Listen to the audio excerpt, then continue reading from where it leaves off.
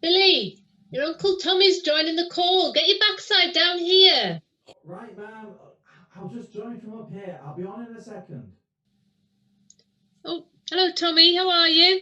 Hello, Charlotte. I'm fine, thank you, dear. Trust you're all fit and well. Yeah, we're all doing great, thanks, Tommy.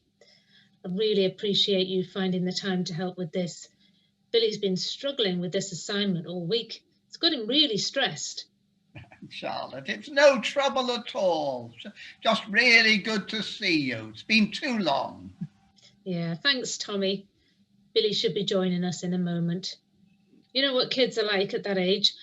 Billy, hurry yourself up. Your uncle's waiting. I'm joining now, ma'am. Hi, Uncle Tommy. Hello, Billy. Well, I gather you've been having a bit of trouble with your schoolwork. Yeah, it's been really tough. I've been told to talk to someone who lived through the Second World War, and I just couldn't think of anyone until the other day when Dad suggested I talk to you. Well, your father is very sensible. So, young man, what is it you want to know? Well, I did write a few questions down. Yeah, here they are. So were you a soldier? No, I wasn't. But I did have a very important job.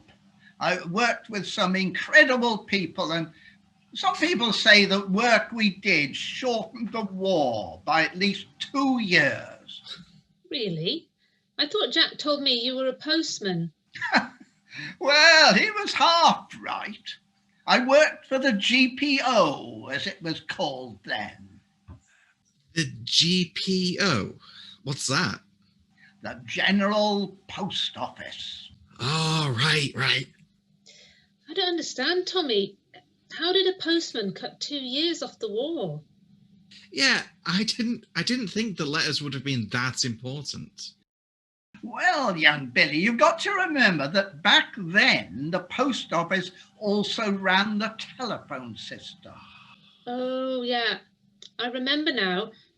Didn't that part of the post office become what's now BT? Yes, that's right, Charlotte, but it was all very different back then. But I still don't get it. How did working on telephones help win the war? Well, you see, at the time, I was working on some of the earliest telephone exchange machines. That's when I got approached to join a special team working in Bletchley. It was early 1941, and Gordon, my boss, he asked me if I'd be interested in helping out. He'd been asked by Alan if he knew anyone who could help them to build a special machine. Well, I've not heard about any of this. Jack never told me. Well, that's because he didn't know. It was top secret until a few years ago. Top secret? Wow, were you a spy? No. Nothing so glamorous. No, I was just an engineer who built a very special machine. Oh, what sort of machine? What did it do? Well, I've got something I can show you. Oh.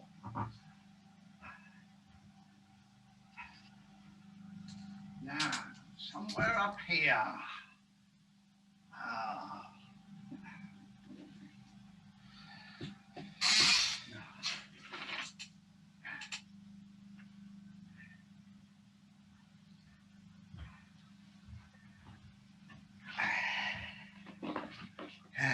Now, can you see what's on this sheet of paper? Yeah, it's just a bunch of random letters. Well, this collection of characters could have stopped D-Day. Really? How come?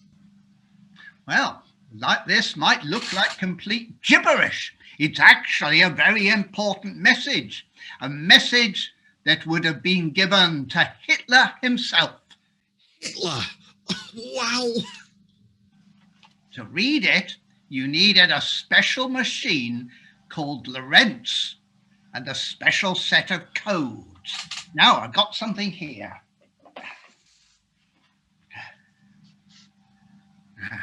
This is part of that machine. You see, there were 12 of these wheels in the machine. And depending on how you set those wheels using the code, it would change how the message came out.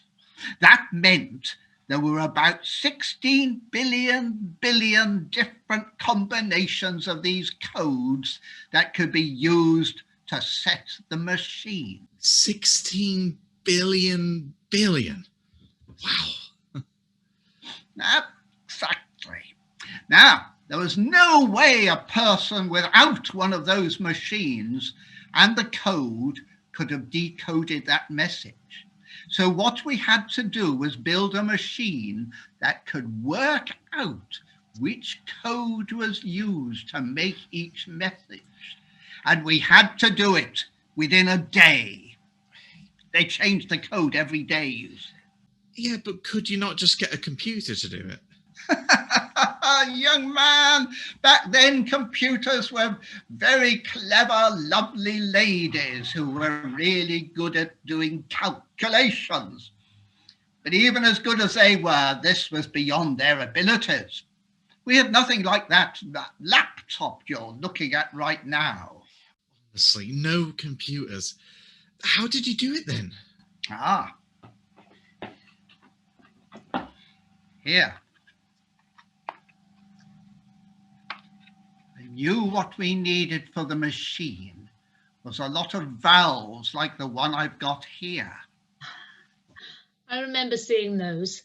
My granddad had an old radio which had a few of them in, and Nan used to say he was always swearing at the thing because they kept burning out, normally right in the middle of the football. Yes, they did have a reputation for being unreliable, but that's because most people didn't know how to use them properly. You just had to treat them right. They could last for years. Oh, but what does it do? It's like an electronic switch, young man. Have you heard of transistors? Those tiny little things that make all these fancy computers and your PlayStation work?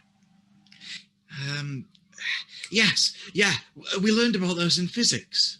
Well, valves like this do the same sort of thing. It's all we had to work with back then, though. Max didn't like the idea as he didn't trust them, much like your granddad and his radio, dear. He wanted something mechanical, but I knew it wouldn't be fast enough. Anyway, I couldn't convince him to support my idea, so I just had to do it myself. Needed 1,800 valves, but I knew we could get it working. See, I'd been using them for years on the old exchanges. 1,800 of those? That thing must have been huge. Oh yes, with a name like Colossus, you know, it's not going to be small. That's what we called it then, you see.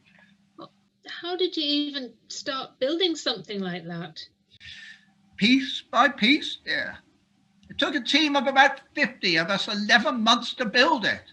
Even though I got some support from Gordon, I still ended up using my own money to complete it so that I could prove it would work. No, it wasn't pretty, but I couldn't have been more proud of what we'd done. We were the first, you see. No one else had built an electronic machine that could be programmed. So you built the first computer? In a way, yes. Not like the ones you see today. Oh, no keyboard, no screen. Just lots of switches, buttons and lights. Oh, and this.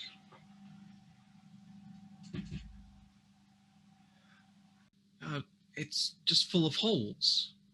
Yes. Well, the holes are the important part. That's what told the machine what to do. Oh, so that's how you program the machine? That's right. This is just a little piece of the tape. You see how the holes are in rows?